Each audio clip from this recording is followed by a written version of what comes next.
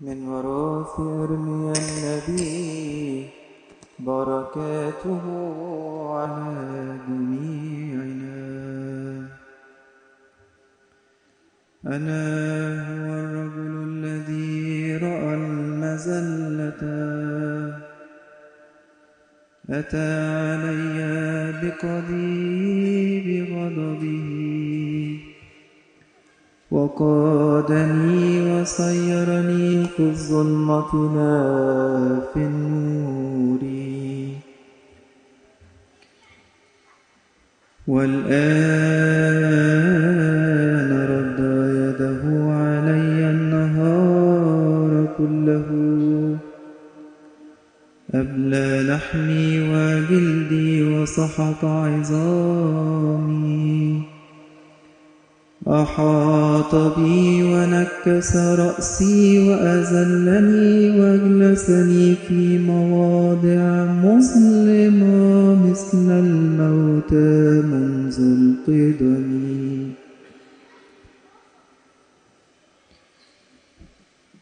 سيج علي حتى لا أخرج، ضعف ربطي ووثق سلسلتي، أدعوه فلم يستجب لي وأصرخ إليه فلم يسر وصد صلاتي. سيج سبلي وأغلق طرقي المسلوكة، فقلق جسم قوي صار لي كأسد كامن في موضع مختف. طاردني وصرعني وتركني هالكا، أوتر قوسه وأقامني هدفا ليلقي في سهامه.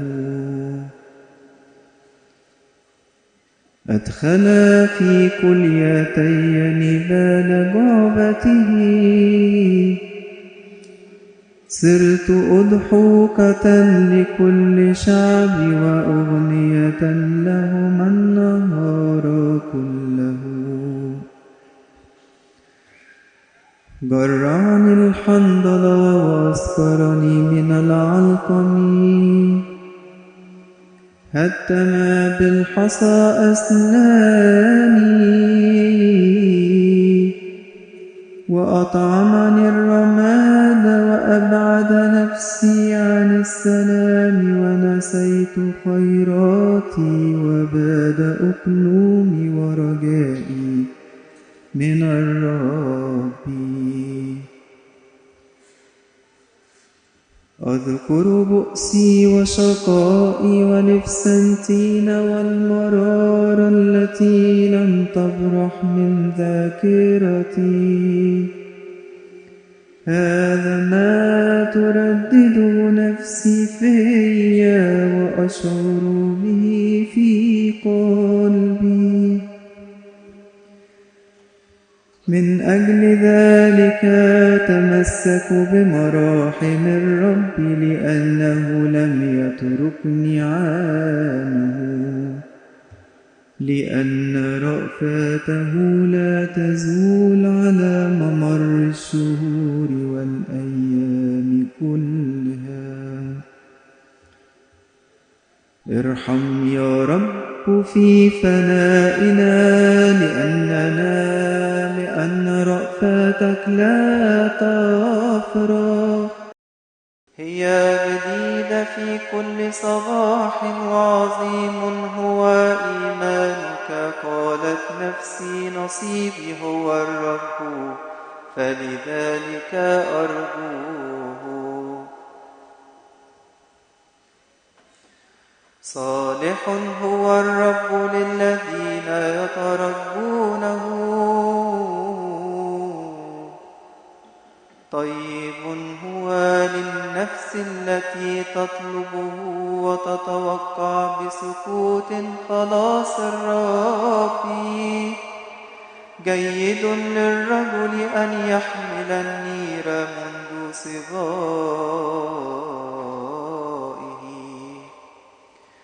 يجلس وحده ويصمت لأنه قد وضعه عليه.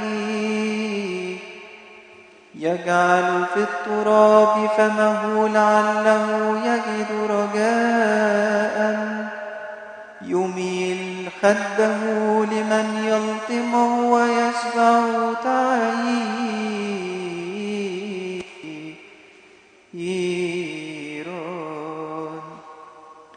إلا أن الرب لا يقصيه عنه إلى الأبد، فإنه ولو وضعه يتراءف عليه ككثرة رحمته، لأنه لم يصغر قلبه بل تواضع لبني البشر.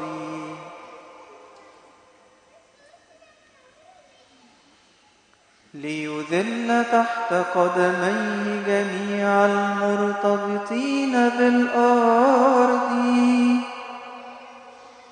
أو حرف حكم الرجل أمام وجه العلي ليلقي الإنسان إلى القضاء عندما يحكم عليه. أفما يقول الرب؟ من ذا الذي قال فكان والرب لم يأمر بهذه؟ أليس من فم العلي تخرج الخيرات والشرور؟ كيف يتذمر الإنسان الحي الرجل المعاقب لأجل خطيته؟ فلنفحص طرقنا ونختبر خطواتنا ونرجع إلى الرب، ولنرفع قلوبنا مع أيدينا لدى العلي الذي في السماء. قد أخطأنا ونفقنا وأغضبنا وأنت لم تغفر لنا. قد التحفت وحكمت بالغضب وطردتنا وقتلتنا ولم تشفق. التفحت بهمام لئلا تبلغ إليك صلاتي، لأتضع لكي لا أرى فأطرح. تركتنا في وسط الشعوب ففتح جميع أعدائنا أفواههم علينا. فرفعونا ثم طرحونا، فحل بنا خوف وسخط. عيناي تسيل ينابيع مياه على صح بنت شعبي. عيني حزنت ولا تكف ولا أرفع رأسي حتى يتطلع الرب وينظر من السماء. عيني تحزن على نفسي أكثر من جميع بني المدينة. قد اصطادني أعدائي اصطيادا كعصفور بلا سبب، وقردوا في الجب حياتي وطرحوا علي شبكة.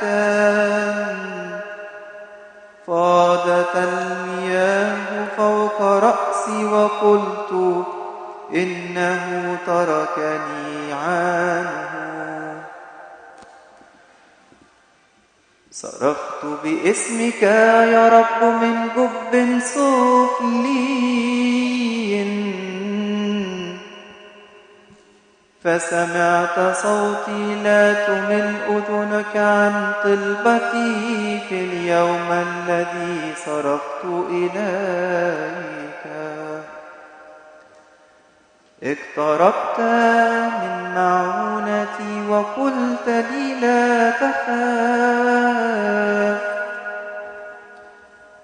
حكمت يا رب لأحكام نفسي وخلصت حياتي. نظرت يا رب إلى التراب وحكمت في دعواي. رأيت انتقامهم كله وجميع أفكارهم الكائن علي. سمعت تعييرهم يا رب وكل مؤامراتهم التي صنعوها بي اليوم كله، وتحريك شفاه القائمين علي. وصرت تلاوتهم في النهار كله في جلوسهم وقيامهم. انظر إلى عيونهم وجازهم بالتعب على قساوة قلوبهم، واطردهم بغضبك وافنهم يا رب من تحت السماء. مجدا للثالوث الأقدس.